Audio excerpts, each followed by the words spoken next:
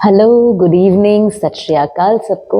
ये है हमारे इकोनॉमिक्स 11th स्टैंडर्ड के रिवीजन लेक्चर। आज के लेक्चर में हम बात करेंगे प्रोड्यूसर के एक और बिहेवियर को, एक और एलिमेंट को समझने की कोशिश करेंगे, दैट इज प्रोड्यूसर्स रेवेन्यू। सबसे पहले लेट्स डिफाइन टुगेदर कि रेवेन्यू क्या होता है। रेवेन्यू इज, हम कह सकते हैं कि जहां से इनकम आ रही है,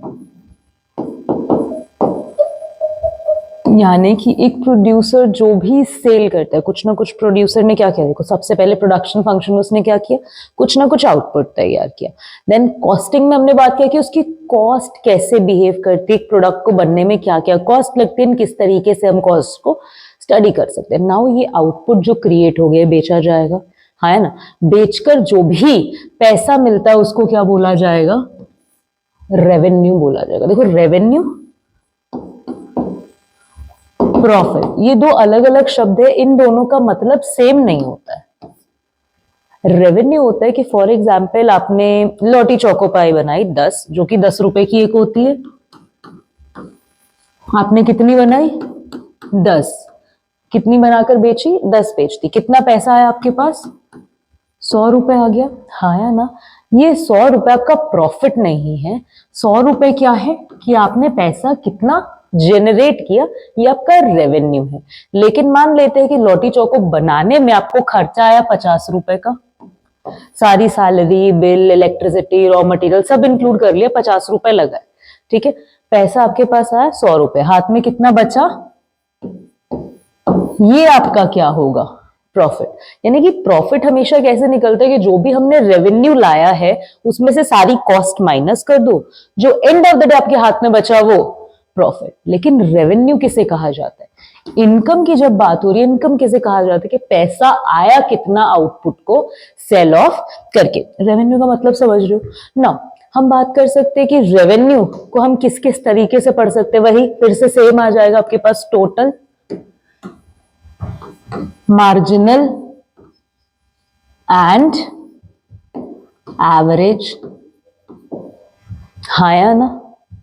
टोटल क्या होगा, जितने भी एडिशनल यूनिट्स को बेच के सारा आ रहा है। यानी कि अगर मैंने एक लॉटी चोको पाए बेचा, मुझे 10 रुपए मिला, 2 बेचा 20 रुपए मिला, 3 बेचा 30 रुपए मिला। ये मेरा क्या है, टोटल रेवेन्यू है कि यूनिट बेच के टोटल मुझे कितना पैसा मिल रहा है। मार्जिनल क्या होगा, पहली यूनिट से मिला 10, दूसरी यूनिट जब मैंने बेची टोटल मेरे पास 20 हो गया। पहली का 10, दूसरी का कितना, इसका भी 10, हाँ या ना। जब 3 बेची तो 30 हो गया, पहले कितना था 2 यूनिट्स का 20, तीसरी बेचने के बाद कितना हो गया 30, यानी कि कितना। मार्जिनल रेवेन्यू क्या बोलेगा कि हर एडिशनल यूनिट से आप कितना पैसा कमा रहे हो, हाँ या ना। एवरेज क्या बोलेगा कि मान लो आपने 100 रुपए का सामान बेचा एंड आपने 10 यूनिट्स बेचे, हाँ या ना। 100 रुपए का सामान बेचा, टोटल रेवेन्यू आपका कितना है, 100 है। क्वांटिटी कितनी आपने सोल्ड की है, सेल की है, 10 क्वांटिटी सेल ऑफ की है। नाउ हर एक क्वांटिटी के पीछे आपको कितना पैसा मिला, यानी कि अगर मैंने 10 चीजें बेची एंड टोटल 100 रुपए कमाया, तो हर चीज के लिए मुझे कितना पैसा मिला, 10 रुपए। जब हम एवरेज की बात करते हैं कि एक यूनिट से कितना मिला, तब हम बात कर रहे होते हैं एवरेज रेवेन्यू की। मार्जिनल में हर एडिशनल जंप की वैल्यू कितनी है, टोटल में, टोटैलिटी में जब हम चीजों को जज करते हैं। मार्जिनल, टोटल, एवरेज, समझ आ गया। चलो मूविंग ऑन, हम समझेंगे कि ये बिहेव कैसे करते हैं। फिर देखो, अगर तो प्राइसेस कांस्टेंट है, देखो एक चीज यहां पर कही जाएगी कि जो एवरेज रेवेन्यू है वो प्राइजेस के इक्वल होगा। कैसे भाई, एवरेज रेवेन्यू क्या होता है, टोटल रेवेन्यू अपॉन क्वांटिटी, हाँ या ना, कि एक क्वांटिटी के बदले कितना रेवेन्यू है। जब हम ये डिवीजन करेंगे हमें पता लग जाएगा। प्राइस क्या होता है, किसी भी चीज का प्राइस कैसे डिटरमाइन होगा, सोचो। देखो टोटल रेवेन्यू ये होता था P इंटू क्यू, हाँ है ना, कि कितना प्राइस है, 10 रुपए की चीज है, 10 क्वांटिटी बेची तो टोटल कितना रेवेन्यू है, 100 रुपया, तो ये होता था, हाँ या ना। तो प्राइस की वैल्यू में क्या लिख सकती हूँ, P is equals to TR upon Q लिख सकते हो। हो गया कि नहीं हो गया सर? यानी कि एवरेज रेवेन्यू में क्या बता रहे हैं, एक के बदले कितना पैसा है। प्राइस हमें हर एक यूनिट का क्या बता रहे हैं कि इसका प्राइस क्या है, दोनों हमें सेम ही बात बता रहे हैं। तो अगर प्राइजेस कांस्टेंट है यानी कि हमारा AR कांस्टेंट रहेगा, हाँ है ना, AR में कोई बदलाव नहीं आ रहा। पहली क्वांटिटी बेची 10 की बिकी, दूसरी 10 की, तीसरी 10 की, चौथी 10 की, पांचवी 10 की। टोटल फाइंड आउट करना हो, पहली से 10 रुपए मिले, दूसरी से भी 10 मिले, टोटल कितना हो गया 20। 1 2 3 सबसे 10 मिले, टोटल कितना हो गया 30। 1 2 3 4 सबसे 10 मिले, टोटल कितना हो गया 40 50, टोटल रेवेन्यू आ गया। मार्जिनल रेवेन्यू कितना होगा, चेंज कितना है, 10 और 20 में कितना चेंज, 10 रुपए का। 10 और 30, 20 और 30 में कितना चेंज, 10 रुपए का। 30 और 40 में कितना। क्या बिहेवियर यहाँ पे देख रहे कि अगर हमारे प्राइजेस कांस्टेंट रहेंगे तो टोटल रेवेन्यू तो एडअप हो रहा है, इंक्रीज कर रहा है, और मार्जिनल रेवेन्यू क्या है, कांस्टेंट है और AR के बराबर है। यहाँ पे हमने क्या क्या ऑब्जर्वेशंस की लिखे, यहां पर क्या क्या ऑब्जर्व किया, देखो ग्राफ में भी देखो कि एक तो जब AR कांस्टेंट है तो MR भी क्या होगा, कांस्टेंट होगा। MR is equals to AR होगा।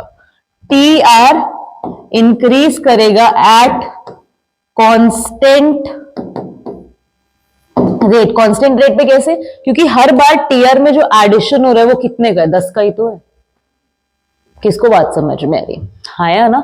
अच्छा, TR का ग्राफ भी देखो अपवर्ड स्लोप कर रहा है क्योंकि TR की वैल्यू इंक्रीज कर रही है। एंड आप ये क्या देख सकते हो, ये कांस्टेंट स्लोप है। हमारा कर्व ऐसे ऐसे ऐसे किसी भी तरीके से कर्व ही नहीं है, एक कांस्टेंट स्लोप है क्योंकि हमेशा एडिशन कितना हो रहा है, जो जंप है हर बार वो सेम है। अगर बात करें MR AR की, ये 10 पर फिक्स हो चुके हैं। यहां पर कांस्टेंट एक लाइन आपको दिख रहा है, अलग अलग अलग अलग अलग अलग क्वांटिटी पे सेम ही चीज आप क्या कर रहे हो, सेम ही रेवेन्यू रिसीव कर रहे हो पर यूनिट की जब हम बात करें। किसको बात समझ में आ रही है, हाँ या ना। यानी कि रेवेन्यू में कोई भी बदलाव नहीं आ रहा, एवरेज रेवेन्यू और मार्जिनल रेवेन्यू कांस्टेंट है। किस केस में, जब हमारे प्राइजेस कांस्टेंट है। But what if prices constant ना हो, अगर प्राइजेस कांस्टेंट ना हो, AR जो है वो हमेशा क्या करेगा, डिमिनिश करेगा, प्राइजेस रिड्यूस करेंगे। देखो यहां पर क्या हो रहा है, 10 है, 10 के बाद 9.5 है, 9 है और 8.5 है, प्राइजेस डिमिनिश कर रहे हैं। क्यों, क्योंकि प्राइस और क्वांटिटी के बीच में हमेशा एक इनवर्स रिलेशन रहेगा। जैसे जैसे आप ज्यादा क्वांटिटी बेचना चाहते हो, अपने प्राइजेस क्या करने पड़ेंगे, रिड्यूस करने पड़ेंगे। देखो दो चीजें, एक तो हम मान के चल रहे कि आप ज्यादा क्वांटिटी बेचोगे लेकिन आपके प्राइजेस कांस्टेंट है। जैसे लॉटी चौको पाए, चाहे वो 100 बेचे, चाहे 1000 बेचे, चाहे 1 लाख बेचे, उनका प्राइस क्या है, फिक्स है। लेकिन अगर ये प्राइस फिक्स ना हो तो ये राइज नहीं करेगा। ज्यादा क्वांटिटीज के लिए बेचने के लिए आपको प्राइजेस को क्या करना पड़ेगा, सस्ता सस्ता सस्ता करना पड़ेगा। वही हो रहा है, प्राइजेस क्या कर रहे हैं, डिमिनिश कर रहे हैं, या हम कह सकते हैं डिक्लाइन कर रहे हैं। इस केस में अगर हमें टोटल रेवेन्यू मार्जिनल रेवेन्यू देखना हो, कैसे देखेंगे, कितना वैल्यू है 10, 10 मल्टीप्लाई बाय 1 20, 9.5 मल्टीप्लाई बाय 2, मुझे पता है ना TR is equals to AR multiply by quantity होता है। कैसे पता चला, क्योंकि मुझे पता है AR क्या होता है, TR अपॉन क्वांटिटी। इस Q को मैं इधर ले आई, है ना, ये चीज यहां पे बन गई, तो मैं TR फाइंड कर सकती हूँ। 10 multiply by 1, 9.5 multiply by 2, 9 multiply by 3, 8.5 multiply by 4, total revenue आ गया। अब MR फाइंड आउट कर सकती हूँ, जंप देखूंगी कितने का है, 9 का जंप मारा है, कितने का जंप है 8 का, कितने का जंप है 7 का, MR निकल गया। ग्राफिकली डाल के बिहेवियर नोट करो, TR क्या कर रहा है, इनिशियली तो रेवेन्यू हमारा राइज कर रहा है, आया ना, राइज कर रहा है। लेकिन एक पॉइंट था कि जब इन ग्राफ्स को हम लोग आगे कंटिन्यू करेंगे, एक पॉइंट ऐसा आएगा जहां पे हमारा MR क्या हो जाएगा, 0 हो जाएगा। यानी हर एडिशनल यूनिट, ये देखो डिमिनिश कर रहा है ना, एमआर तो स्टार्टिंग से डिक्लाइन कर रहा है ना, हर एडिशनल यूनिट से आने वाला रेवेन्यू हमारा क्या कर रहा है, fall fall fall fall fall करते जा रहा है। हाँ या ना, एक पॉइंट पे आके ये जीरो हो जाएगा मार्जिनल रेवेन्यू। उस पॉइंट पे टीआर पे एडिशन होना बंद हो जाएगा। जैसे यहां पर कितना ऐड होगा, यानी कि 27 में कितना ऐड हुआ, 7 ऐड हुआ, 34 आ गया। अब अगला जो भी होगा उसमें कुछ ना कुछ ऐड हुआ होगा। कहने का क्या मतलब है, जब एमआर में कुछ भी एडिशन नहीं हो रहा है, एज इन ये समझो ऐसे 10 प्लस 9 19, 19 प्लस 8 27, 27 प्लस 7 34। अब 34 में भी कुछ ना कुछ प्लस होगा, से 6 कुछ ना कुछ आ गया, उसमें क्या होगा, अगला प्लस होगा। ऐसे अगर प्लस करते करते एमआर की वैल्यू जीरो के इक्वल पहुंच जाए तो टीआर में कुछ और ऐड होगा नहीं, टीआर में ऐड क्या हो रहा है, जीरो ऐड हो रहा है। यानी कि टीआर अपने मैक्स पॉइंट पे पहुंच चुका है। एंड उस पॉइंट के बाद क्योंकि एमआर क्या हो रहा है, मार्जिनल रेवेन्यू नेगेटिव जा रहा है, इसलिए टीआर क्या करेगा, डिक्लाइन करना शुरू कर देगा। यहां पर नोटिस और क्या कर सकते हैं, क्या क्या नोटिस किया पहले लिखिए अपन यहां पे, टीआर राइजेस, ठीक है, फर्स्ट स्टेज में TR max when MR is equals to zero, TR falls लिख सकते हो, डिक्लाइंस लिख सकते हो when MR is equals to negative. और यहां पे एआर और एमआर का क्या बिहेवियर नोट कर पा रहे, MR declines at more speed than AR। देखो यहां पे AR कितने से गिर रहा है, 0.5 0.5 0.5 0.5, MR कितने से गिर रहा है, 1 1 1 1 1। कहीं भी नोटिस करोगे, चाहे रेवेन्यू में चाहे कॉस्ट में, कहीं भी मार्जिनल हमेशा एक्सट्रीम बिहेवियर शो करेगा कंपैरिजन टू एवरेज के। अगर एवरेजेस फॉल कर रही है, मार्जिन फॉल कर रहे हैं, तो मार्जिन ज्यादा स्पीड से गिरेगा। अगर एवरेजेस राइज कर रहे हैं, मार्जिन राइज कर रहे हैं, तो मार्जिन ज्यादा स्पीड से राइज करेगा। मतलब चाहे अपवर्ड मूवमेंट हो चाहे डाउनवर्ड मूवमेंट हो, हमेशा क्या होगा, जो एवरेज होता है वो कम रिएक्शन देता है, कंपैरेटिवली मार्जिनल बड़ा रिएक्शन देता है। इसलिए यहाँ पे गिर रहे हैं, एमआर क्या हो रहा है, ज्यादा स्पीड से गिर रहा है कंपेरेटिव टू एआर, तभी तो एमआर नीचे बना। अगर ये अपवर्ड स्लोपिंग ग्राफ होते, जैसे कॉस्ट कर्व में आधा यू शेप ऊपर की तरफ होता ना, वहां पे एमआर क्या करता था, ऊपर हो जाता था एआर। इसी तरीके से आपको बातें कुछ समझनी पड़ेंगी कि कैसे हमारा कॉस्ट बिहेव कर रहा है। होपफुली इतनी बात हमें समझ में आ गई। क्या क्या पढ़ा हमने, दो चीजें हमने यहाँ पर हाईलाइट की कि जब भी हम बिहेवियर की बात करेंगे रेवेन्यू के, तो हमारे पास या तो कांस्टेंट प्राइसेस होंगे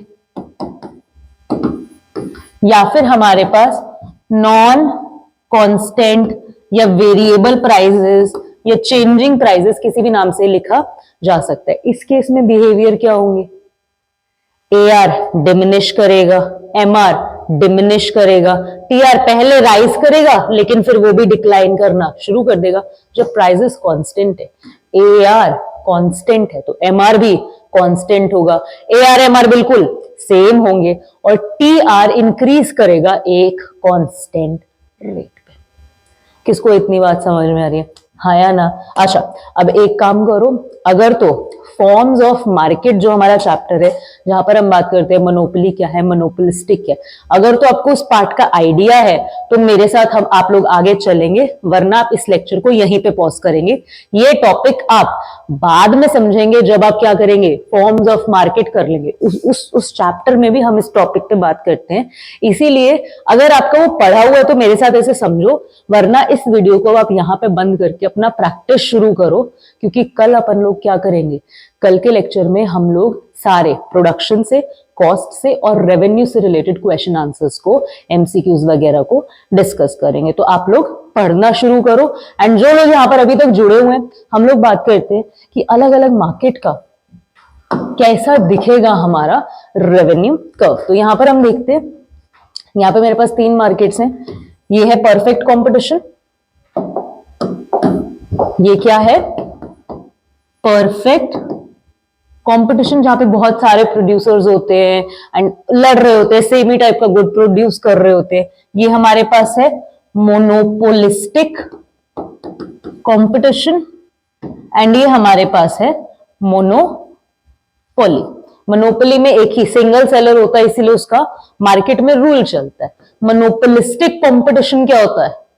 जो ना तो प्रॉपर मोनोपोली होता है ना प्रॉपर परफेक्ट कंपटीशन होता है। यानी कि यहाँ पे गुड्स तो हम लोग सेम नेचर की ही बेच रहे होते हैं, लेकिन फिर भी हर गुड का अपना एक डिफरेंट चीज होती है। जैसे कि कोलगेट वगैरह, टूथपेस्ट का अगर हम एग्जाम्पल ले, काम तो देखो टूथपेस्ट सेम ही करेगा ना दांत साफ करने का, तो कहीं ना कहीं सेम प्रोडक्ट है। लेकिन टूथपेस्ट हर किसी का अपना प्रेफरेंस हो सकता है कि मुझे तो कोलगेट चाहिए, मुझे तो क्लोजअप चाहिए, मुझे तो पेप्सोडेंट चाहिए, मुझे तो दंत कांति चाहिए। तो वहां पे कहीं ना कहीं प्रोडक्ट डिफरेंशिएशन भी आ जाता है। तो मोनोपोली के भी कुछ फीचर है, परफेक्ट कंपटीशन के भी कुछ फीचर है। ऐसी मार्केट को बोला जाता है मोनोपोलिस्टिक कंपटीशन। अब बात समझो यहाँ पे कॉस्ट कर्व्स पे, सॉरी इन पे अगर आप कॉस्ट कर्व कह रही हो, रेवेन्यू कर्व्स पे ध्यान दोगे, यहाँ पे क्या नोटिस करोगे, यहाँ पर प्राइजेस में कोई चेंज नहीं है, क्वांटिटीज चेंज कर रही है। हाँ या ना, क्योंकि ये परफेक्ट कंपटीशन है।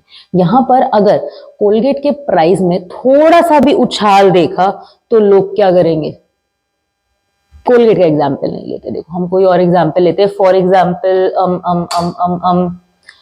एग्जैक्टली परफेक्ट कंपटीशन एग्जिस्ट नहीं करता, पर हम मान लेते हैं कि 3 टमाटर बेचने वाले, 3 टमाटर बेचने वाले सेम टाइप ऑफ टमाटर बेच रहे, कोई फर्क नहीं है, बिल्कुल डिटो प्रोडक्ट है।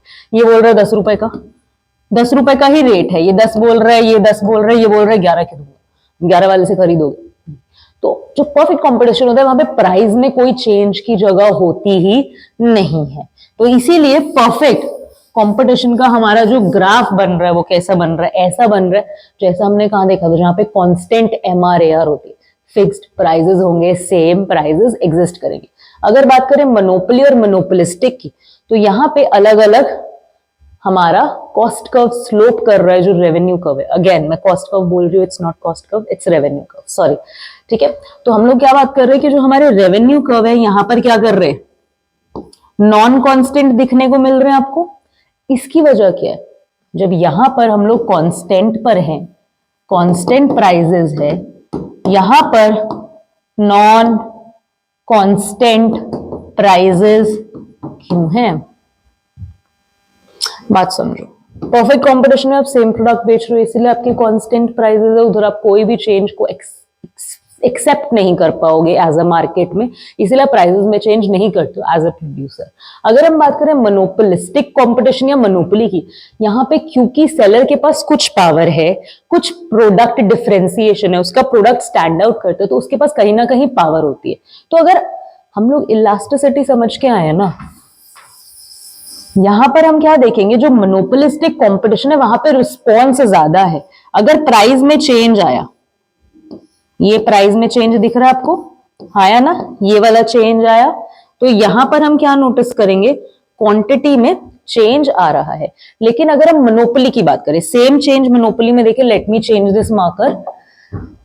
मोनोपोली में सेम प्राइस का चेंज देखेंगे, इतना और इतना, आया ना। मोनोपोली में आप नोटिस करोगे जो चेंज है इधर वो कम आएगा, मोनोपोलिस्टिक में वो चेंज क्या आएगा?